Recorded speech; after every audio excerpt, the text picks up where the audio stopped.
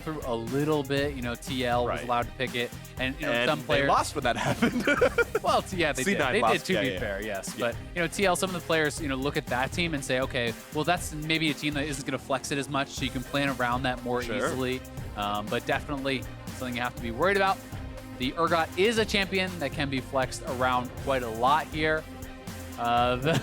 The new hover, I wonder if that's just kind of making fun of Svenskeren a little bit, because a lot of people were throwing some shade his way, rolling it down a little bit in their loss on the new.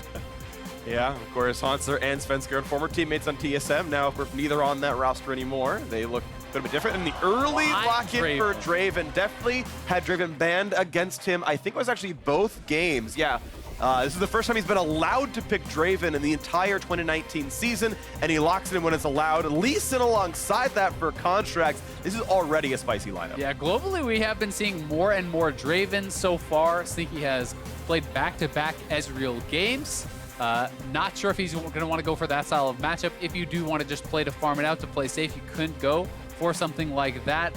But it can be pretty dangerous playing some of the more kind of short-range brawl-it-out style champions. So maybe simply the third straight Ezreal game here for Nisqy, and I think that's what we're getting. Yeah, certainly a strong champion. We saw Sven pop off with it, so I think it's a good champion to have around, certainly a priority. Everyone taking their turn, hovering new. Why not? You know what? That's okay. You do what you want. I do find it interesting so far across 9.2. Lee Sin is the third most contested jungler behind Aatrox and Sejuani. Aatrox, of course, kind of ubiquitously powerful, receives a lot of bans, but Sejuani also a pretty common one. Either way, Lee Sin is going to be up here yet again, and it will be two early game aggressive fighter junglers here. With Camille facing off against the Lee Sin. Camille's stock lowered slightly somewhat, but still a champion that I think fits Svenskeren's playstyle. Yeah, we're definitely expecting it to go jungle. I always do feel like I have to at least mention it could potentially be flexed to top lane, but very slim chance I would expect of that. The Urgot certainly, though, could go either way, mid or top. LeBlanc being blinded, we may simply see the Urgot go mid. I've seen a lot of players pretty comfortable into that matchup simply by rushing a cowl. Starting with a corrupting potion, you can be pretty tanky and at least kind of neutralize those sorts of lanes against the LeBlanc. But Rye is going to be taken away. We may see more bans targeted toward any potential mid lane counter picks against LeBlanc. Right, and that seems to make a lot of sense right here. I do find it interesting on a sort of very numbers standpoint. Urgot's tankiness is actually skewed towards physical. He has a lot of armor for a champion, and so just tends to be good against AD compared to AP. Again, we'll see where that matchup ends up going. I agree that it could be fine in mid lane regardless. Thresh banned away as Cloud9, of course, also need a support pick, and Golden Guardians get first dibs. And I think taking away an aggressive support that can really enable the Draven to really shine, I think makes a lot of sense. Plus Olleh, when you do think about a lot of his best games, they are usually on those aggressive playmakers. When you think back to his Immortals days, where he was really looked at as this playmaking guy, lots of Thresh, lots of Morgana, finding the picks for his team, being that aggressive player. Ornn banned out as well here, waiting to see what Cloud9's last ban will be. Will it be another aggressive support? Keep in mind Zeyzal is a big Alistar main, but Olleh could easily take that away before he gets a chance at doing it. So would you go for a target ban like a Morgana instead, one of those Olleh specials? Draven Morg can be good. No, Sion dropped off. They, of course, know that Golden Guardians needs a top laner, as Cloud9 can always put the Urgot there if they need to. So two potential top lane tanks in the Ornn and Sion are off the table. Definitely interesting to see the Sion banned away. I mean, if you are comfortable playing the Urgot top, Urgot is generally a strong matchup into the Sion, but Sion overall is just such a solid pick and does give them a really powerful front line, so perhaps they're just trying to eliminate any potential front line to make it easier to dive onto champions such as the Draven, such as the LeBlanc, remove a lot of their safety there, with that big front line that Sion would provide. And we just get the second Viktor game for Hauntzer here picked up, of course. We mentioned that very early on. He's played a couple of mages, and while Golden Guardians banned the Rise themselves, he's back on the Viktor here and going to feel good. And I actually take the back that it was Licorice who had played the Viktor. It was a Vladimir game out of Hauntzer, but still the third mage now for him, as we assume that's going top lane. I don't think Draven or LeBlanc going up there.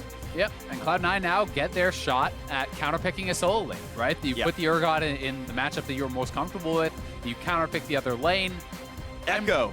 Bring back the Echo into Viktor. We saw it at Worlds. Didn't work. It almost worked. It almost worked. The matchup's better now. Yeah. Viktor's gotten nerfed a lot. I'm also really interested to see if there's a chance of getting an AP Jarvan here. That is a champion that is kind of being hotly debated. Some players do feel like it is very powerful as far as an aggressive lane matchup, someone who can poke people out.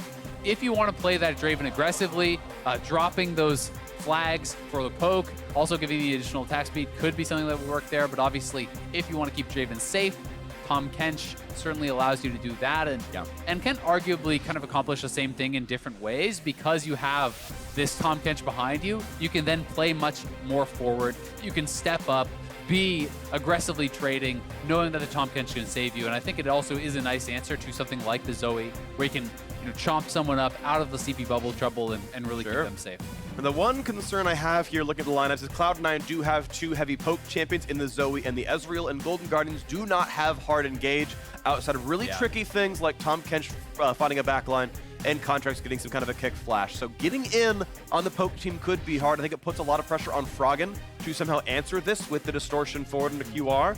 That could be difficult for Golden Guardians to play out the mid to late game, but we'll see what that looks like. C9 have that Urgot top side against Viktor up there, and we have two aggressive early game junglers, and any game can snowball here in League of Legends. It's definitely true, and one thing that Golden Guardians does have that I think is very powerful is their early game team fighting. I do think once you hit 6 on a lot of these characters, if Draven is winning lane as expected, you can play around Fog with champions like Lee Sin and the LeBlanc. Well, it's hard to engage if they have eyes on you. If they're trying to face check into a dragon pit or that sort of area, you can certainly win those fights. You can certainly take picks around there. So we'll see if Golden Guardians is able to get that sort of early game advantage and snowball that into the neutral objectives. And I think this is a similar style of game plan as we saw Echo Fox attempt last time. Well, this is going to be a fun one to watch for. And if I remember properly, I think Braum Shield will break spinning axes. I believe they don't bounce off because it kills projectiles. So there's a lot that I think Zeyzal can do here to really break things apart. It obviously drops the Draven ultimate. That won't do anything anymore. It'll stop a Viktor E. You can prevent LeBlanc from bursting a backliner. Zeyzal can do a lot to prevent the aggressive plays out of Golden Guardians, but early mid-game team fights could be very important. We'll see what it looks like here. We are on to the Rift for game 2 of the day. Cloud9 1-1. They've only lost to Liquid. They look very sharp. Golden Guardians, a weak start to the season, but they could certainly do well here with a new lineup. We are on to the Rift. Yeah, and you get a win against C9 here, and the team can certainly get reinvigorated from that. And if a team can beat C9, then maybe they're looking a lot better against 100 Thieves. So certainly a lot on the line for Golden Guardians, I feel like, in particular, but really both of the squads. Okay, we are on to this one. Let's see what comes through. Of course, Contractz now for several years in a row has been off Cloud9 facing against them. That was all of last year and didn't quite have the results he would have hoped, but once again against his old team. Yeah, it was a bit of a surprise, honestly, when he did depart from Cloud9, such a promising young jungler, and a lot of people did think he had a bright future with Cloud9, but then moving over to Golden Guardians, Cloud9 obviously having had a lot of success with Svenskeren, and even last year throughout the summer split, a lot of success with Blabber. And some people are still wondering, will he start making it into rotation? Because while Svenskeren was certainly far superior, I think, in international play, Blabber did look very good during the regular season. He did, absolutely. So something to watch for as well. And keep in mind, Golden Glue, I think, had also been quite good. And sitting on the bench, Nisqy starting plenty of games here as well. Of course, Nisqy's looked pretty good, don't get me wrong. It's not like C9 need to change this, but there was a very deep bench on that roster and something to watch for as time goes on. Better start, though, very likely here for C9, who went, I think, 1-4 or 1-5 at the very beginning of their season. Their summer split, poised to look 2-1 here. Either way, we will wait to see what happens as the red buffs are leashed and taken by both these junglers. And actually, like Hauntzer didn't leash at all. Contractz was soloing that. Hauntzer playing for some lane priority up here. Yeah, so certainly Svenskeren is going to be a little bit faster to get out on the map with that leash, especially from Braum. Really is always such a nice leash with passive proc. The stun there is going to help you a lot. And it's red straight to topside scuttle here for Svenskeren. Going to be interested to see if he then tries to take that down to the bot side and try to do a double scuttle route, or if he just wants to secure himself one scuttle kind of on his strong side of the map with Licorice pushing. Already nice stuff there for Licorice. Q and W looking pretty good here, and Hauntzer down about half HP. Licorice has been really good. Statistically, Hauntzer's had slightly better laning stats, but some of that is champions played. Mages tend to farm well in the early game. Who would have thought? Yeah, range champions in general often are going to have a pretty nice advantage, especially when you are playing a lot of these Klepto-style champions, as we've seen people playing in the early weeks against something like a Scion. You are expected to get a pressure advantage. You are expected to get a bit of a farm and gold lead. So far, a pretty uneventful early game. We are tracking the jungle path slightly here as Contractz Lee Sin now takes down this bottom side. Looks like he actually left up part of the Krugs, by the way. Only took part of them, so we can get level 3 on this and be ready to go to fight for more of this jungle. And honestly, being able to split the Scuttles 1-to-1, but also basically poaching both Krug camps means this is actually a very nice jungle path for Contractz. Whether it's from research or just intuition, is going to actually deny a lot of the would-be gold for Svenskeren. This is a really good path for Contractz. Yeah, it's really, really nice. I mean, this is the highest experience in gold camp that you can do, really. So, going to feel very good to take that away from his opponent. And we'll see if they actually decide to try to look for a dive. I think it would be very hard. Pretty tough to take down, Braum and the Ezreal. So, backing off for now. Drops a Ghost Poro down there. That'll give him bonus stack damage for a long time. Knows that Svenskeren's fighting for this. Q's does not hit the champion. That could have been maybe the chance of a fight right there, because that was 200 damage right there if it lands. Zoe, of course, slinked down, but just the Trinket Ward and out goes Contractz, but certainly able to track Svenskeren, and he knows, okay, 6 camps, I know what 6 camps those were. And it's going to be more total allowed XP and gold to Contractz as he slowly goes through the rest of his jungle. Yeah, and for Svenskeren, you're kind of left in this situation where it's very obvious what you're going to do now. There's no camps up on the map. They know that. They know now that you're going to be out there looking for a gank, looking for a vision. So the Golden Guardians lanes now have to play with some respect towards that. Knowing that there's no real other option, he's going to look for a gank. Now, as he walks towards bot lane, he's going to go towards Krugs. He didn't know it was taken, and there's a Ghost Pour that's going to see him and be like, okay, we know Camille's bot lane. She walked right by that. Hey, ping, ping, ping. You see all those red circles down there. They are well aware of what this Camille could do, which means Hauntzer can play safe. Big chunk in the mid lane. Froggen's passive is down. Yeah, that was really nicely done there from Nisqy. And they again ping him. They know right where Camille is. They have been tracking Svenskeren right now, so he will be playing back enough. They know Hauntzer is safe up here, and trading blows back and forth. A very small lead to the Viktor. Yeah, we'll see. They do have a good idea of where the Camille could be. Will they anticipate that he's actually in to do some counter jungling of his own remains to be seen, as he is looking towards they pinged him. Braum and, pinging over where they think he's going to be. They're actually checking, so they know now he's there. Olleh might be able to push him off this, but yeah, he's higher also. level. Like, Olleh could legit 1v1 Svenskeren right now. Now, Zeyzal's here. That makes it harder. They're pulling another hook shot. All right, but where's the team? He's got some damage. Suddenly, Braum and Olleh's going to have to be a bit respectful, but forces the flash of the Svenskeren.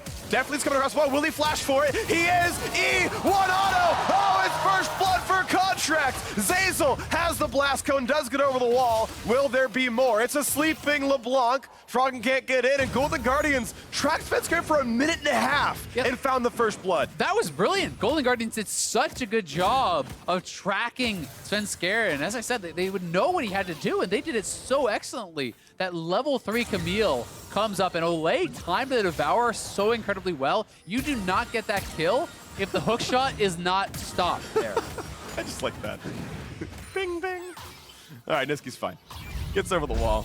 Gets rid of the things. This is just so well timed. He actually waits for the hook shot, eats him out of it, stopping that hook shot, meaning Svenskeren really has no way to get out. So he drops the early flash, but definitely is on the roam. Flashes in, Contract flash, Q, bend the bullet, hits him around the Braum, and takes him down. And Zeyzal gonna go down as well. Had Deftly actually used the blast cone himself to get in there, that might have been a second kill, but still, they're gonna be happy about how this went.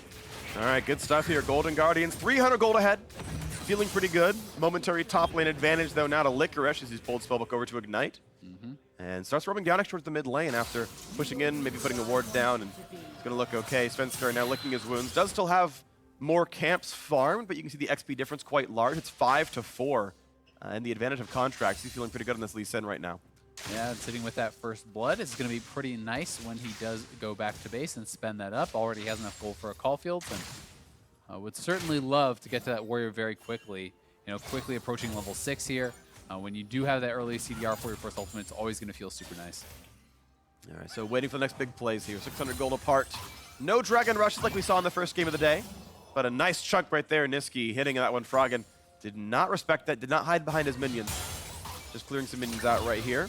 Still farming pretty well. They're going to be about equal. Yeah, every time we look towards mid lane, it feels like it's Nisqy winning the trades, but as you say, dead even in farm, so Froggen certainly playing the lane well. No real big advantage there on either side. Things to watch for are this bottom lane where it's a flashless Zeyzal, but also a flashless Deftly and Olleh.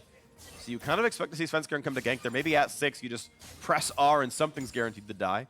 Probably the Tahm Kench, we're going to watch for. Contractz, though, 1 to 6 in the jungle. 746, slightly faster than the 9.2 global pro average. Looking up potentially towards Licorice as Hauntzer is in the area. He does have 6. We'll see if he wants to try to commit to this play. Remember, he hasn't bought yet, so not that much damage really here on the Lee Sin without having purchased any additional AD. Yeah, it's got red smite and I think red buff, so some burns can matter, but yeah, the actual spell is revealed by a plant, puts down his Poro, and just out he goes. Svenskeren, now known to be in the left side jungle, but just clearing things away. 6 should be coming in soon. Maybe we will see that gank come through. Top lane so far feeling safe. Yeah, the game very, very even.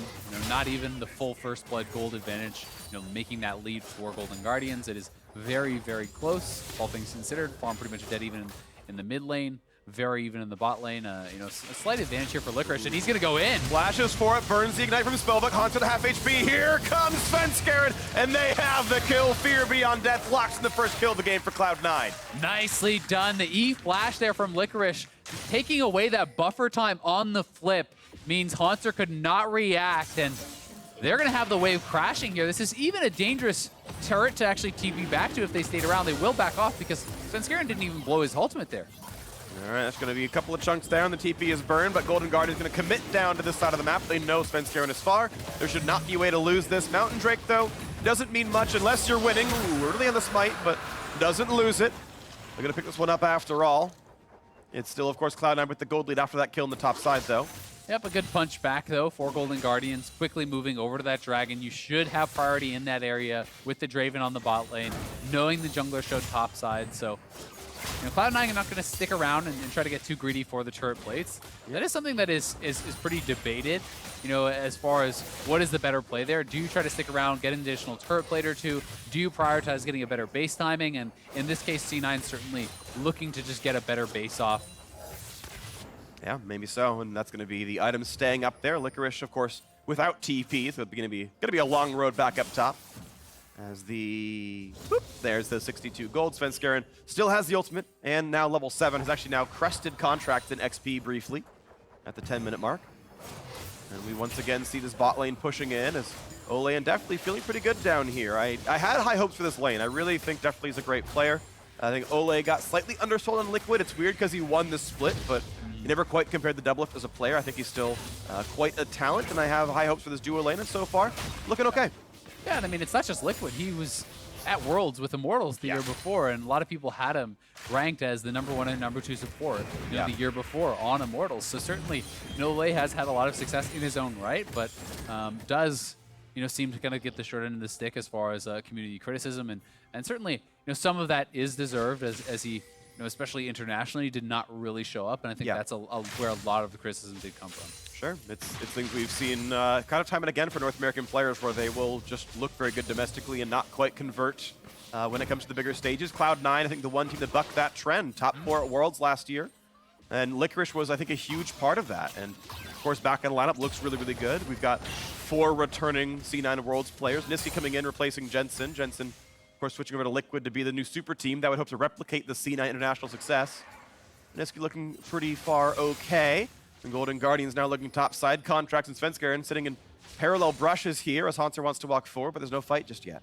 Yeah, not just yet, and both top laners have their ultimate. Both junglers have their ultimate. They're going to find that stun. Chaos Storm coming across, but he's locked in the hexagram. And will it be enough damage? No, they're going to knock down Svenskeren. The trade kill, they will just barely get down Hauntzer. It's a 1-for-1 as the top laner and jungler both died, and out goes the flash. Contract stays alive. Yeah, trade of flashes there. It is the 1-for-1, as you say, but I prioritize, C9. I think they got the better end of the deal here, as it's the top laner who gets the kill. Licorice takes the kill. He gets to stay around and soak that experience as well.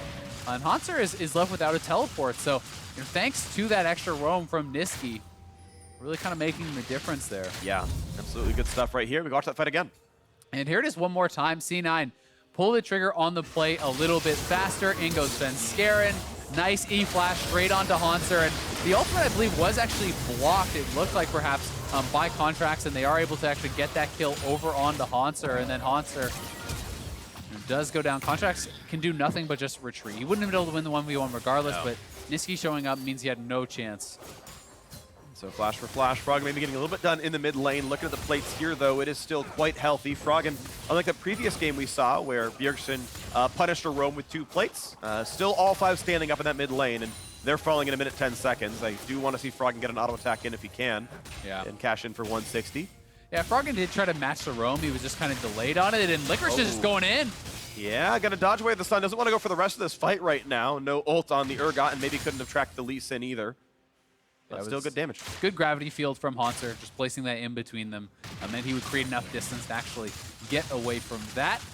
But Licorice certainly out to a strong advantage. Already has the Black Cleaver as well as the Merc Treads complete, which means he should have full run of the lane. And we haven't really been seeing Victors be super effective in a lot of these games in the NALCS. A lot of people picking it, kind of for the lane push, for the lane domination, and it often has not really been panning out. So we'll see how effective Hauntzer is going to be able to be going forward in this lane. If he's going to elect to go for something such as an Iceborne, or if this is going to be a Lich Bane and more of a heavy AP style build.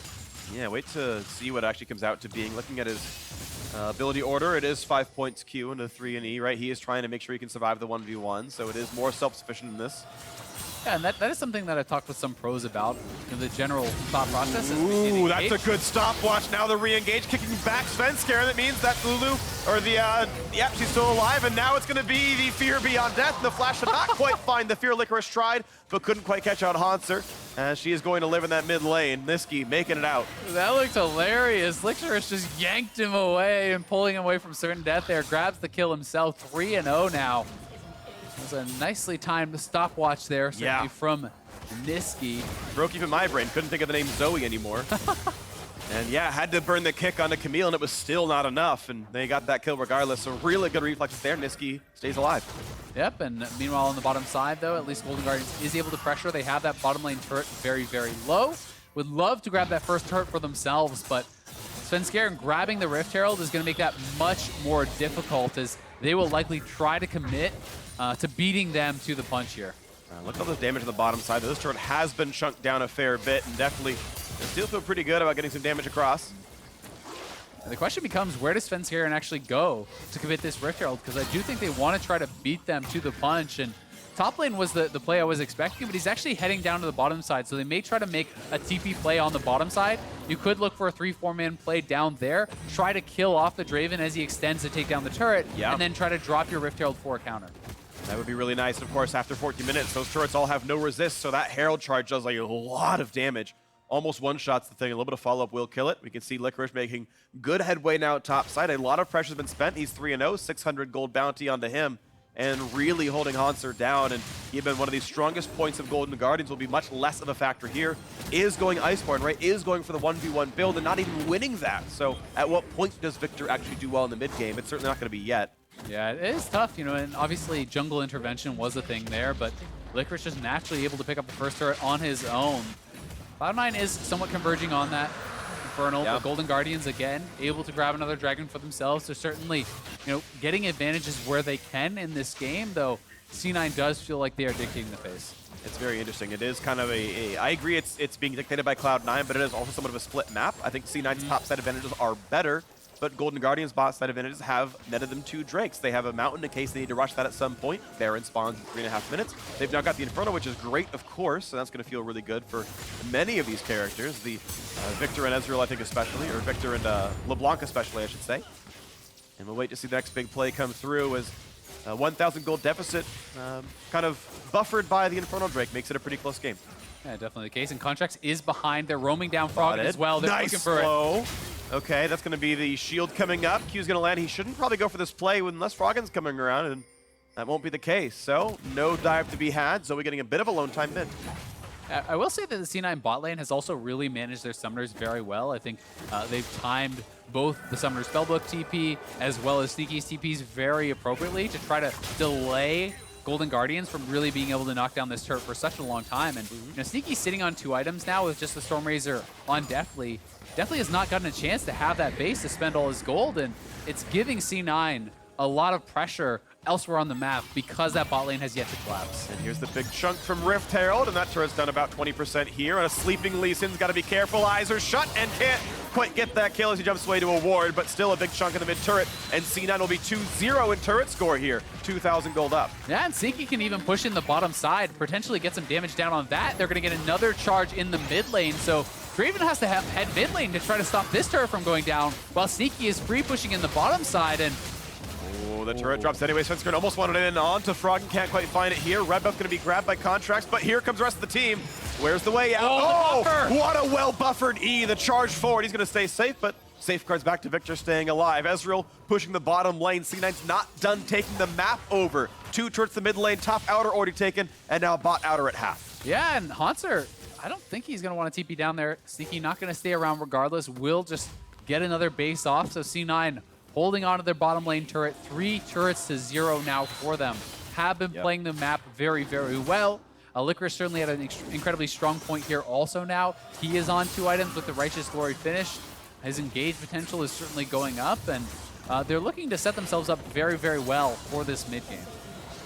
This is looking really good. So to correct myself from Champion Select, you do not break the axe with the Braum shield, but you still fully absorb the damage from the first shot, and considering Storm Razor is burst damage, it's pretty easy to actually break that down and survive this. But now Froggen in kind of a 1v2 down here if there's a gank to be had, but no. Doesn't play too far up. Svenskeren cannot find his way in. Has to be stated though, Froggen certainly looking pretty strong himself, has the Oblivion Orb, has the Ludens, and likely will have those Sork Boots pretty soon. So if he can get on to someone like Nisqy, yes, he is building some armor, but that is not going to protect him whatsoever from this LeBlanc. So Froggen will have opportunities to find picks there, and there is a tremendous amount of damage in general that can come out from Golden Guardians. If Contractz can find a pick, they certainly have the follow-up to burst someone down. They really do. Scary team comps here. Hauntzer having to pay some respect, and a couple of wards might even track where Lee Sin could come. That means Cloud9 can feel pretty good about doing this. Licorice playing back with his control ward as well, and so far, no crazy aggression. 1,500 gold separates these squads, 25 seconds on Baron spawning. Still the Infernal and Mountain putting Golden Guardians ahead. Cloud spawning in 115. Waiting to see as Contractz does want to get to the bottom lane. Still dodging that ward, knows where the control ward would be, and he's in the fog. Now spotted, they know, and he's going to take down this ward and get rid of more vision from Licorice as the turret's going to fall. Yeah, he just wants to defend Froggen so he can push in, take down that turret, get some of that gold off the map, and Golden Guardian's still certainly very close in the gold game here. Cloud9 has kind of had the bit of the run of the map, though. Certainly has been pressuring, and they have a lot of vision up here on the top side. Looking like they're trying to set up, start farming both sides of the jungle, start looking to pressure this top tier 2, and use that to create a zone of control around the Baron. And you can see, Draven ult was actually thrown to Baron to check that. They were nervous about a potential rush. Yep, it's going to come back and reveal once again, but the Baron not yet being taken. It's just simply Cloud9 controlling this part of the jungle and wrenching this away from Golden Guardians. Ward's going to drop down, getting rid of all the vision, and that is a scary minimap to look at. Yeah. Golden Guardians have no idea what they can check for, what they can try to do. Froggen, ooh, that could have been scary if it was someone else there going for that play. Contract's going to be sleeping, he's drowsy, and getting picked up by Olleh, staying alive. Will stay alive. Worth noting, the Sterix has come through for Svenskeren, so he is on another very strong 2-item power spike.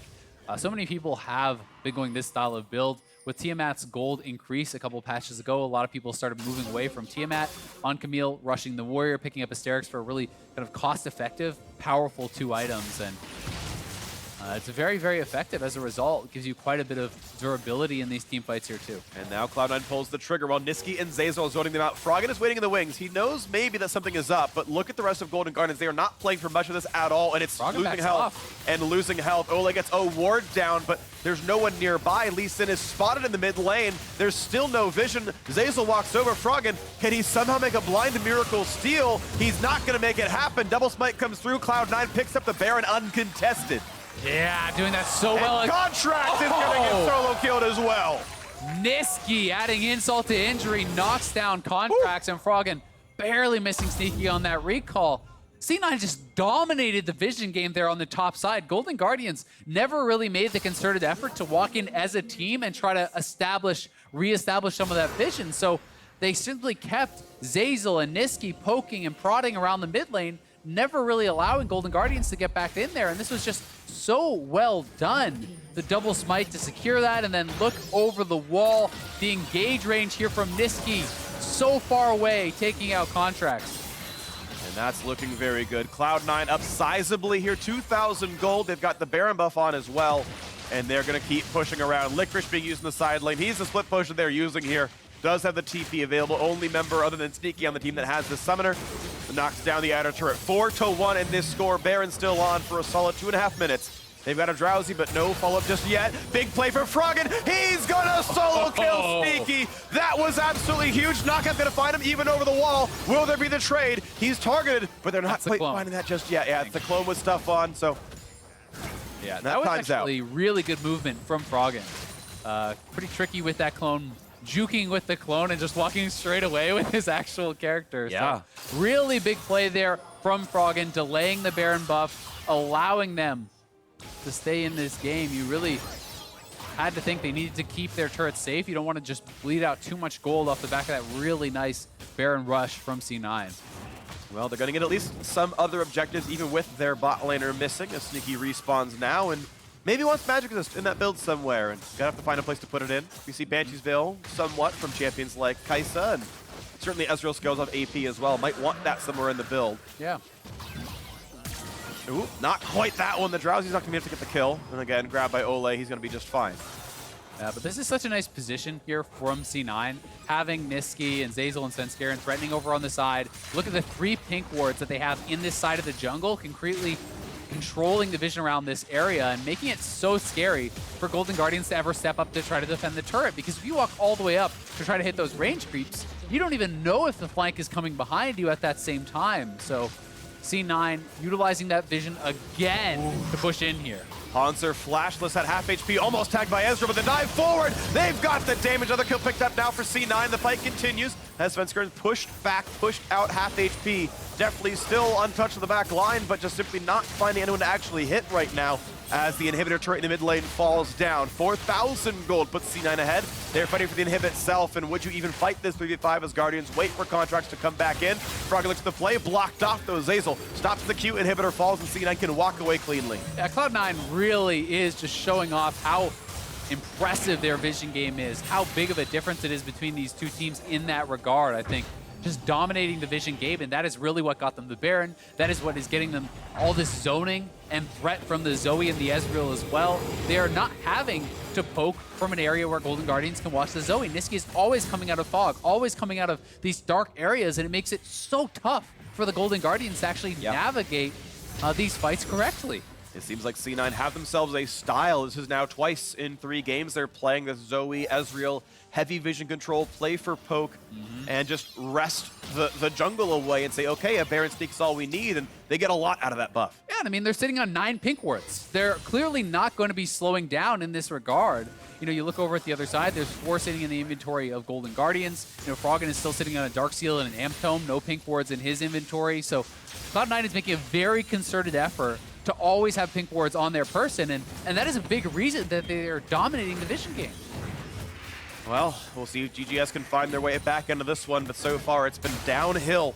Maybe a 0-3 start for the 10th place team from last split. Froggen looking for the play, finds the route. Zeyzal wants to flash out, Sneaky in the front line, looking for someone to hit, finds Contractz for a Mystic Shot. Bit of damage there, and now here comes Svenskeren. Sweeps the back line, goes way far in the back with Deftly, pops the stopwatch. They gotta be careful. Contractz is down, but watch out for Svenskeren. Tagged up slow, but not dead. Now Hauntzer has to keep running and doesn't get the blast code here, so Licorice is on the chase on this side. Meanwhile, it's not gonna be easy now for Tahm Kench. It is gonna be a trade kill, though. Hauntzer finding himself the 1v1. That's something picked up as the LeBlanc came down as well. Froggen making that one come through, but it's still C9 only losing 1 and picking up 2 kills for themselves. Yeah, Froggen trying to make some plays here to keep Golden Guardians in this. Nisqy is hunting him. I don't think he saw him. I don't think he actually would have seen him over the wall there. Doesn't yet have the vision. Yeah, he's just guessing where he is. We'll see if he actually guesses right, but nah. Looks like they're just heading back up towards the top side, so C9 cannot finish it out just yet, but picking up even more gold. 7 turrets now, 2-2.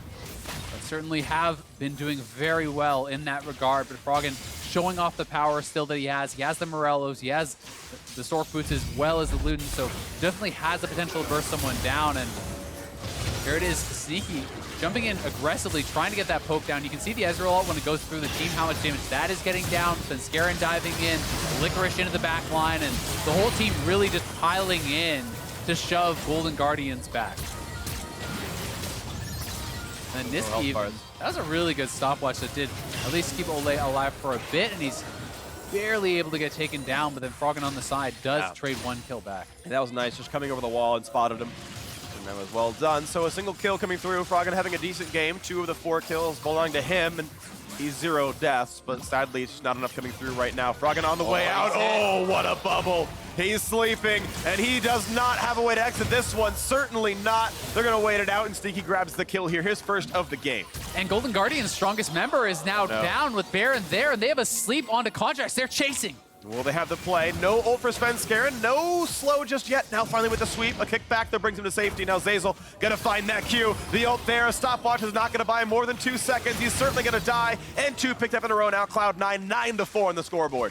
Yeah, Hauntzer, they're trying to go for some guerrilla tactics here. Pushing it down mid lane, trying to trade back a turret. But he's gotta run as well. He's trying to get out for this one, throws the E, gets back, buys some time on the minions as well, but it's back to Baron here, Cloud9. Not long after Respawn are hitting this thing again. Yeah, they have 3 members hitting this. They have 2 members zoning. This is the same setup that they had previously, and Nisqy is actually looking for kills in the 2v3. Well, they're going to try for this one, but at least they're buying time. They know that there's no one to steal this one away, so it will be picked up cleanly yet again. The single spike for Svenskeren grabs it, and this gold lead is almost insurmountable. Yeah, and with the mid lane inhibitor already down, Baron buff picked up, they certainly can look to expand that even further. I think making some really intelligent build choices here too. I like the fact that with Cloud9 snowballing, Nisqy did not pit stop for another tier. He just goes straight into the Gunblade there for the most immediate power. And I actually would not be surprised if this Lost Chapter completed into something like Illudens. I have seen that build a little bit more rarely, just for immediate power instead of waiting for the scaling. See what comes through now. Licorice going to be rooted in place. Do they have the burst damage to kill him off? Svenskeren's around, but it's such a tanky Urgot. He's got Stone Plate. That health bar is far too big. And GGS cannot 3v1 or even 4v1 the top laner. But Nisqy, not going to find the bubble just yet, but now over the wall, Froggen once again wants to be the carry, gets half HP down. Svenskeren's going to burn Flash, actually.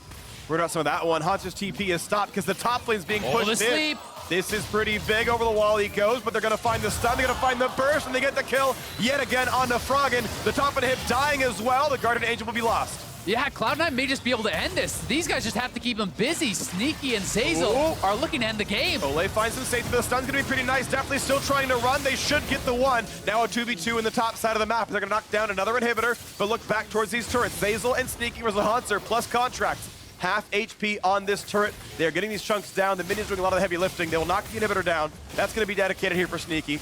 And now watch out for Contractz. For the rest of the team coming by as well. They're only a screen away. C9's reinforcements coming up. It's 2 versus the world. And they've got to somehow defend against double Baron buffed waves coming across the bottom turret. Taking fire. Hauntzer cannot seem to clear this one away. C9 likely to make it the road they expected at the start of the season. A 2-1 beginning for the C9 spring split. Nisqy's in, the Zoe's 5-0-6. And as Golden Guardians respawn, one member is going to try to defend, but it won't be enough. The Nexus falls and Cloud9 wins. Very impressive start to the weekend here for Cloud9. A masterclass in vision control from the C9 squad. Never really looking threatened in this one. Really strong play around the map. They played to their strong side of the map. Sneaky and Zeyzal played well in a losing matchup, never really allowing Golden Guardians to snowball on that side of the map, never giving up that turret. And this was just a really intelligent, well thought through game plan from Cloud9. Yeah. And they executed on it almost perfectly. Yeah, looking really, really good is Cloud9. Sneaky looking solid on the Ezreal. Nisqy is, I think, having a very good season so far. It's the big new pickup here for C9. He looks pretty solid. Yeah, I mean, 5-0-6 for Nisqy here on the Zoe. 4-0-4 for Licorice. The solo laner's getting a lot of work done. Nisqy was always able to find poke out of vision. And the team set him up so incredibly well for that, with all the investment into the pink wards, all the investment into the vision control every time they were sieging, every time they were looking for a pick. And Nisqy made good on that, really was able to get a tremendous amount done and utilizing the Sleepy Bubble through the terrain so well.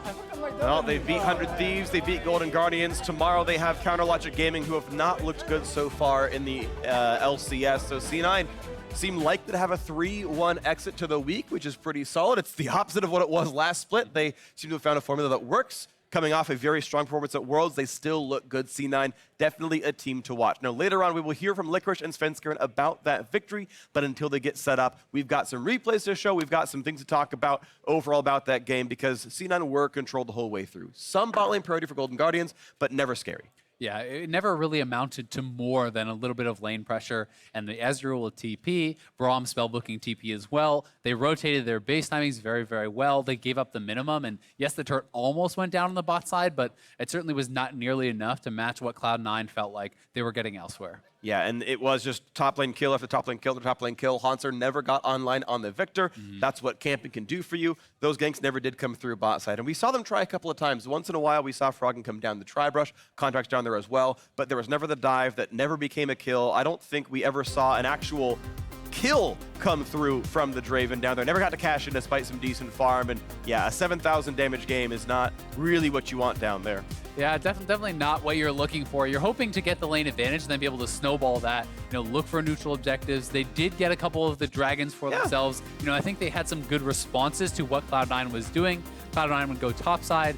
Contractz would take the dragon, make the intelligent response, but it never really amounted in more than perhaps what they got from the initial play. And despite the fact that Froggen had a couple of nice picks for himself, it just didn't feel like it ever really came together. And I think that is something that we've been seeing as a bit of a pattern from the Golden Guardians team. Yeah. There are some good individual plays, but it's never really enough. And this is how far away Contractz is from the Zoe. You can see the range of threat that Nisqy has on this pick. As Contractz is like a mile away, right? Nisqy says, no, you're still too close to me. Hits him with the Sleepy Bubble Trouble, goes in, finishes off the kill, and that meant there was no threat for them on the Baron. Yeah, and that's one thing that's really cool about people who are good at Zoe is they understand where to stand and be like, yeah, I'm going to be across this wall. I see you wave clearing. There's none of your minions are in the way to block this, so I can shoot this from Flag of War. Got the pick. Certainly some things that helped a lot. They had a lot of jungle control, and they got those 2 Barons. Now we're going to send it over to Olleh for that interview. Thanks, Phreak. I am here with Cloud9's Licorice and Svenskeren. Guys, congratulations on the win, starting week 2 off right. Now, coming into the split, everyone saw you guys as one of the strongest teams. But Licorice, what do you think of the team strength yourself? I think that it's just taking us a bit to learn to play together as a team again. But I think that once we figure that out, we'll be like top 2 for sure. What do you think's what's there to figure out for you guys right now? I mean, whenever you have a new player, it's just they have a different playstyle that they learned on an old team. Like Nisqy learned a different playstyle on Splice, so now we're just trying to teach them like the Cloud9 style. And as soon as we like work out the kinks with that, we should be really good. And Svenskeren, you have the jungle mid synergy, and there's with Nisqy coming in as a new player, is there a new dynamic that you have to get adjusted to? Yeah, I mean, definitely me and Nisqy have a different dynamic than me and Jensen had, whereas I think Nisqy is a lot better at adapting to what the team needs, whereas he is pretty good at listening to what's going on the map, and he's able to like move from his lane a lot more. So I think he's just pretty good at like watching the map and knowing where to be on the map. And is that affecting the way that you play at all? It makes my job a lot easier when he's always able to move and help me and stuff. So I think we have a pretty good dynamic in just fighting to the death together. And Licorice, today in beating Golden Guardians, you also took down Hauntzer, who was usually known as the best homegrown NA top talent. But I mean, you took him down today, and you have been taking down top laner after top laner across the scene. Pure 1v1, by the way. Pure 1v1. Yeah. He's not even the picture. Yeah, Svenskeren, he doesn't help at all. But at what point are you comfortable with saying that I'm #1 and I'm the best here? I mean, I think I am, like right now. I wouldn't say that I'm like by far the greatest. Like I think that if you look at a player like Chovy in the LCK, like he is just smashing everybody. And I don't think I'm like that at that level, but I'm pretty comfortable saying I'm the best top laner right now. Yeah, when are you gonna pick up that 100 KDA? But Svenskeren, what's it been like playing with Licorice of such a top talent? Yeah, I think Licorice is great. I mean, I think, yeah, Eric is always very consistent on stage, whereas in practice, he's quite different. So he tests his limit a lot in practice, and it might be a little tilting to play with, but on stage, he's always super solid. So we've spoken about how Nisqy has affected the in-game team dynamic, but what about behind the scenes, out of game, during scrims, or even just around the house? How is he affecting the team and the atmosphere?